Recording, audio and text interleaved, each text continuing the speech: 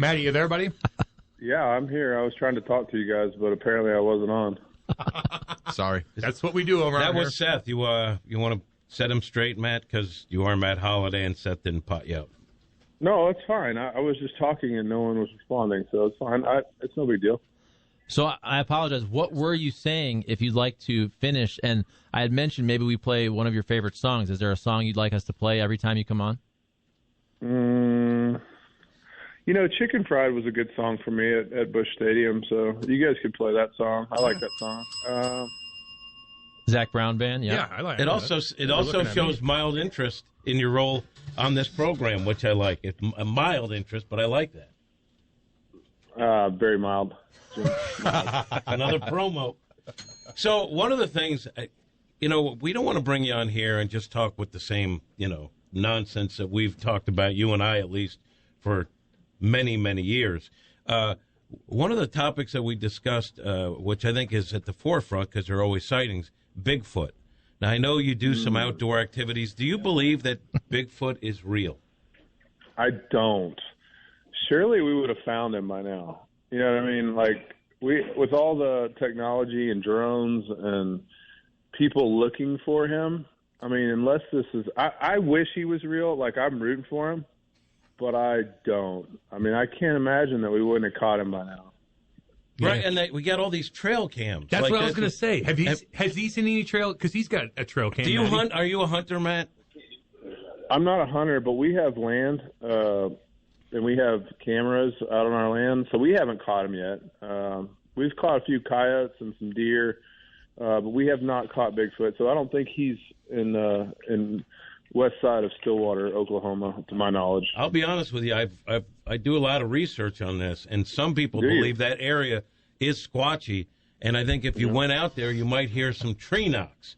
Now, what a tree knock is, it could just be a branch falling or someone throwing a rock, but if you are a Sasquatch researcher, you believe that is tangible evidence 100%. Of the existence of Bigfoot. You make a show out of it. Yes. Yeah, I haven't heard any tree knocking, but like I said, I'm rooting for this. Like I'm all about like the Loch Ness Monster, and I'm all for like kind of things that we can't find. But Jim, I don't think they're there. I think it's a figment of our imagination. All right. So fair. Now this will surprise you. We did about an hour segment on this last week. So that's exciting. Yeah. So now I said this. I have to say. I don't want to give myself credit, but yes, you do. No, hold on. I said that is it so crazy that back in the day, an ape escaped from a zoo or a preserve and lived in the woods for 2-3 years in the Pacific Northwest, and then Matt, look at what happened. There was an article recently. You might have saw this. A truck with 100 monkeys crashes. Search underway for missing primates in Danville, Pennsylvania. And 3 of the monkeys were missing. I don't know if they found them, but that was my whole point. Okay. And they were lab monkeys, so they might have been infected. But with my point is, in the 60s or 70s, an ape could have escaped from a zoo, and it's surviving for 3-4 years in the Pacific Northwest, and people are able to take pictures of it. Yeah, I'm rooting for all that stuff. I'm excited about the monkeys that got out in Pennsylvania. Like, I don't know where they go. I mean, that's exciting stuff. It is exciting. That's why I could see that. I could see your point that some giant gorilla escaped in the Northwest, and people thought he was a little bit more, kind of a different deal. I don't know. It's a fascinating conversation that you guys are having on the show. Okay, can I go in a different direction and ask him a question? Please, I wanted to ask him last time. You're to do with Bigfoot, though. Listen, you're a professional. You're a former professional athlete. You have a kinship with Matt. That's Matty. Let me ask you this. After watching the games last night, I don't know if you watched the football games last night, but you're a superstar, big bopper in the MLB. If you could change, now take the money aside. Could have been a college quarterback too, by the way. What would you want to be? Yeah, what would you want to be? Like as far as the position being fun, take the money side out of it because I don't want to make that a factor. What would it be? Of all the sports to be the best of the best at, besides baseball, what would it be? And what position? I love basketball. So I would, I love football, but I think if I could choose, I think I would be like a 6'9" basketball player that could jump out of the gym and dunk on people's heads. I think that's what I'd go with. I mean, I think, I mean, I'm not a big LeBron guy as far as like some of the stuff off the court, but if I could be still dominating and dunking on people's heads at however old he is, 38 or whatever he is, I think that'd be pretty fun.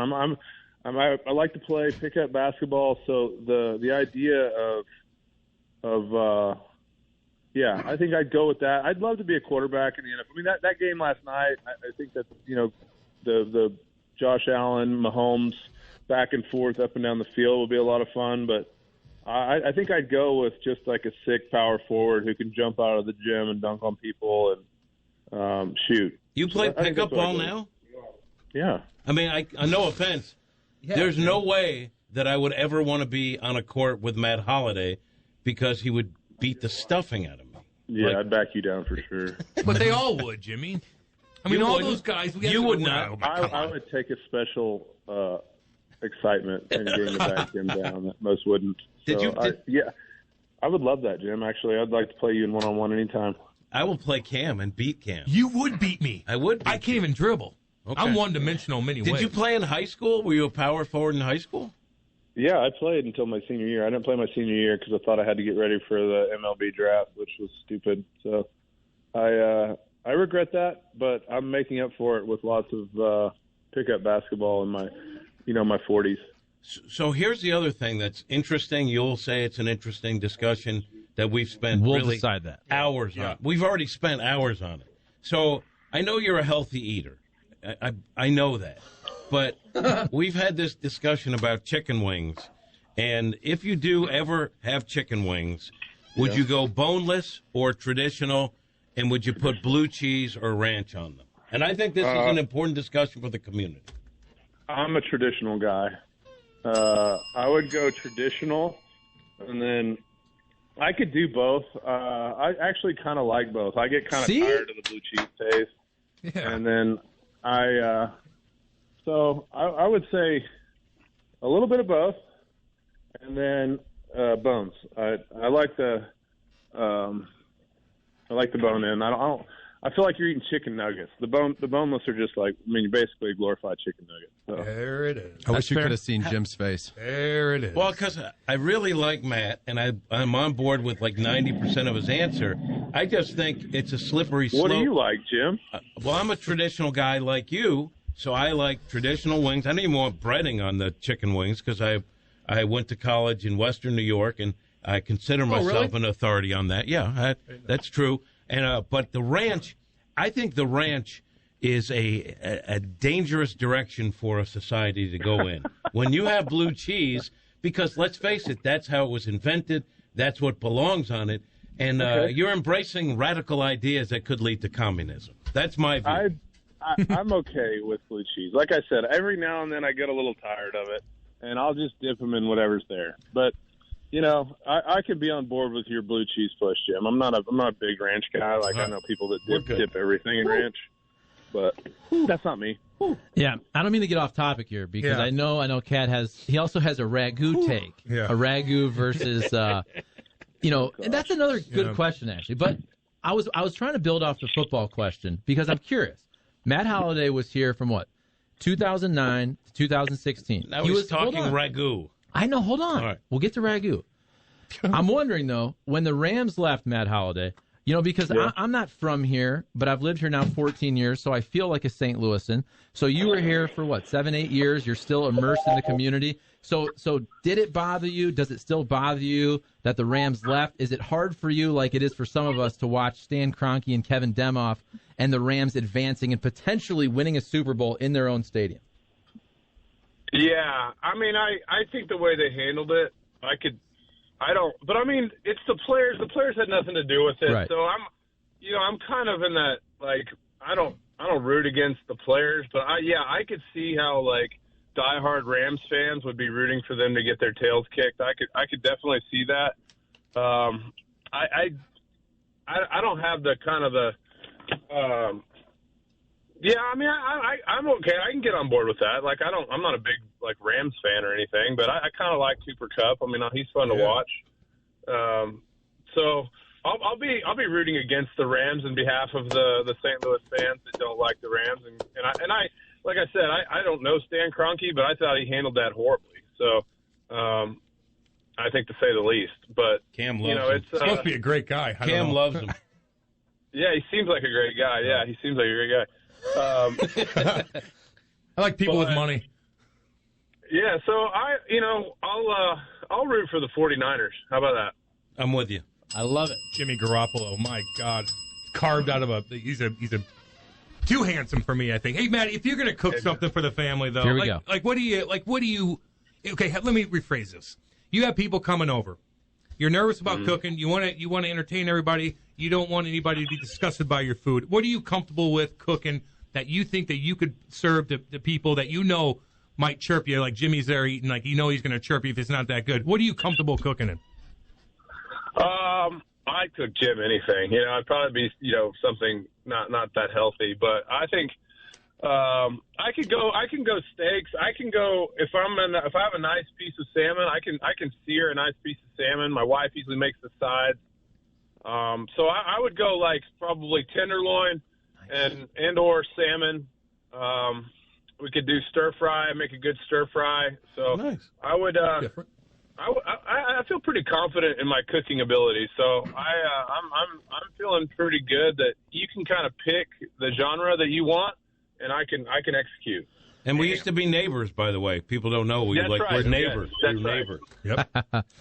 I think we did. We used to be within a few square miles. Yeah.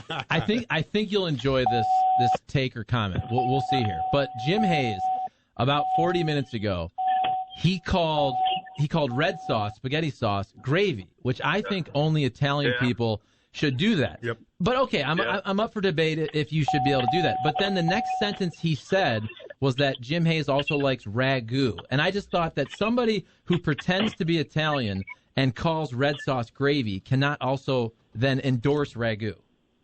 I agree. You can't call it gravy and then not make your own sauce. Thank you. You got to make your own sauce if you're going to call it gravy. Like, that's hardcore Italian. Thank you. Okay. You might get your ass kicked over there, Jimmy. I'm telling you.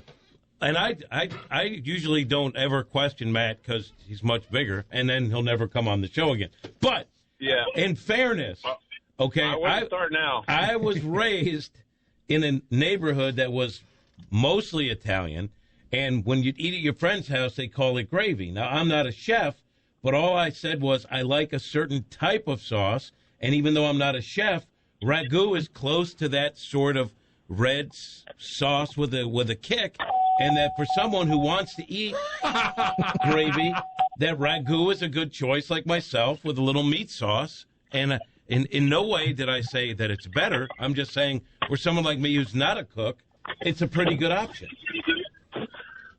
Oh, I don't know what to do with that. My dad's Italian. My dad's half Italian, and so he makes Italian food all the time. And he likes the Rayo sauce, the R-A-O. If he has to cheat the sauce, he goes with the R-A-O apostrophe S. Okay, I'm going to try that. Nate said that, too. That's what he chimed in. You got a question, Nate? You can chime in if you want. No, Seth has a question. Well, real quick, just so you know. Hold on. Seth is nervous, now, by the way. Matt Holliday, our producer, Nate, said the exact same thing about Rayo. I'd never heard of it. Kat didn't write it down. He didn't even blink. But then when Matt Holliday says the same thing, oh, great point, Matt. You wrote it down. Nate said the same thing. You showed him no respect. Because that's two people that said the same thing, and Matt said his father is Italian. Half Italian. Yeah. You don't look at all the evidence, sir. That's why you could never be a good prosecutor. All right. Matt, your last one from me. Your best friend. You just preempted Seth. Oh, sorry, Seth. You got one. Go ahead. It's okay. He's all nervous. He hasn't breathed in about 2.5 minutes. I wanted to ask you a question relative to sports, but we've decided to talk about Bigfoot, chicken wings, and whatever else. No, I was just curious. I actually didn't know that you were a big-time high school football player back in Oklahoma, and I was just wondering, like, what ultimately made your decision to play or to choose baseball over football? Well, my dad was a baseball coach. My dad still is a baseball coach. He coaches a team in the Cape Cod, so he's been coaching baseball for 50 years. So I grew up around the game of baseball. I kind of got good at football later in high school. So my passion was always baseball. That was kind of always what I wanted to do as a kid. When people ask you what you want to do when you grow up, I was like, I'm going to be a baseball player. And so when I got that opportunity, I had to jump on it. I mean, in hindsight, if it had been really cool to play college football for a couple of years and then pursue my baseball career. But yeah, so I liked football, but I loved baseball. My passion was practicing and playing baseball, and I just loved to play football. I didn't care for the 5 practices in between games, but so that's what I would say. I think it worked out all right. Yeah, and plus less concussions, getting rocked all the time. Football's a hardcore sport. I get it, man. Hey, thank you. Sorry to be so confusing. Thank you for everything. Thank you, man. Go enjoy yourself. Thanks for coming on. I thought you had one more. Well, I don't want to waste your time. You got precious time. I'll get it to you next week. I'm driving. Yeah. I'll get it to you. I'm driving, so I got as much time as you guys need. Okay, if you're gonna go on a vacation spot, what do you? If you and the wife are gonna go, what is the best place that you want to go? Is it the mountains, ski in, ski out? Is it going to the desert? Is it going to a beach and kicking your feet up? Like, what's your best vacation spot? I've been we went to Turks and Caicos several years back. And it's really nice. They have the all-inclusive deal where you take the kids and they can kind of eat. And if they eat half the hamburger, you don't feel like you wasted $12. So that was probably my favorite vacation with our family. So if I'm a beach, ocean, fishing type of vacationer. I never really got into the mountains. I'd rather wake surf than ski or snowboard or anything like that. So I'm a beach vacation guy, and I'll go to Turks and Caicos. Oh, lovely place, lovely water. We'll meet you there. Well, hold on. My family will meet you there. We'll go together. He can pick up the tab. Now he's going to zoom instead. Yeah. Since you're driving, and it sounds like you did allow us to ask at least one more. I do have one question for it. So during COVID, I feel like this happened with everybody, where all of your friends started these group texts because nobody had anything to do. So you have all these group texts with your different groups of friends, maybe high school, maybe college, maybe a minor league team for you. Maybe there's a Cardinals one, Rockies one. I don't know how it works. So I'm guessing you have that going. Is there a former teammate, is there a Cardinal that texts way too much? Because now, to me, I'm done with the group text. I'm with them. COVID, it's been 2 years, and my phone keeps blowing up nonstop with these same group texts of 15 people, and it's really annoying. Any former Cardinals teammates that are in those group texts, and they're annoying, and they text way too much? I don't have any with the Cardinal. Well, actually, there's one with Mike Aldretti, Chad Blair, Wayno, Matt Carpenter, Ben, he was Chad's assistant. So that's my only Cardinal group chat. And really, that one is really funny. So it goes quiet for a while, and then it'll go hot for a minute. Mm-hmm. So that one's not annoying. I have some other ones that I've had to silence. So I don't even know how much they text. Like, I have a Rockies one, and then I have like an old minor league one that they text. Like, I'm serious. Like, I don't think they have anything else to do. Like, they literally text all day. So I'm probably missing out on some good stuff by having that silence. Every now and then I'll click on it and just make sure that I'm not missing anything really funny. It's mostly trash, but so yeah, I have a couple that I had to put on the old "don't make any noise" or else it would drive me nuts. Mm-hmm. But I don't have any old Cardinal friends that are heavy texters. But we do have one text log, and I don't know if y'all remember Mike Aldretti. Mm-hmm. He was our bench coach for a year or two, and he's hilarious. So every now and then Aldo will send a really funny text, and we'll have some banter. And then that one moves along pretty well. I think most of the guys in that text have other things in life going on. So that's a solid group text. Like a life. Nice. Yeah, well, thank you for your time. And we know you're driving, so keep your eye on the road. I know you're driving a Prius, so just be careful with that. Yeah. Well, I'm sorry about the ranch blue cheese bit of a disagreement we had, Jim. We're good. Yeah. Okay. All right. Well, and also I'll keep a lookout for Sasquatch in this area of the country. I can tell that that's something that's very important to you as well. Thank you. Take a picture. I appreciate it. Take a picture. Don't kill the damn thing so we can see it. Don't kill it. Well, wound it. Don't kill it. Yeah. Let's take a picture. Wrestle it to the ground. Yeah. All right, Matt. Thank you, buddy. Okay, guys. All right. See you next week. Thanks, Matt. Poor guy. He wanted to stay on longer. He's the best. Okay, but he wanted, awesome. like, if you guys had questions, he basically, hold on a second. How often, this is going to be a Cardinals Hall of Famer. He's got unbelievable stats. This guy, he wanted to stay on. He would have stayed on until, he might have stayed on with Frank. We could have went through the next show, and he would have done an interview with Frank. So instead of, like, embracing it, I'll be honest, like, I'm a little scared. Like, I don't want him to sour on it. Hold on. Yeah. I agree with you. Usually, he straight up said, dude, I'm in the car, fire away. The only time I like ever talking on the phone is in the car. When my phone rings at my house, I don't ever want to pick it up. The only time I want to talk is because I'm in my car driving. He was ready to go another 8 minutes. Yeah, but that's kind of the same thing that we talked about earlier. You don't want to overdo it with him. He might sound like he wants to, but he's got stuff to do. No, he said straight up, I'm driving. Well, we asked 3 more questions. I do think he likes it. Like, I think he likes talking about some of the nonsense. 100%. Well, the text line is blowing up, and what are one your of them, thoughts on the DH? And by the way, like I said, like, no offense, he was playing in this town a long time. It wasn't like no one knew about his turning down a college football scholarship. No, I didn't know. I didn't know. And I just wanted to ask if he had like some experience or something. I didn't know that either. So. Ultimately made him choose baseball over football. First of all, his whole family's, by the way, like hardcore baseball. And I do think your question was the best question. Vacation pretty solid, not bad, but I do like his group text answer. what I like is these athletes, because they're just like us. You know that is it People Magazine? Stars are just like us. Because they're really not, though. Yes, they are. Because there's an annoying person. Now, he didn't name names, but I guarantee you there's a Colorado Rockies player from probably the 2007 World Series team that annoys everybody on that text to the point where Matt Holliday has to put Do Not Disturb on.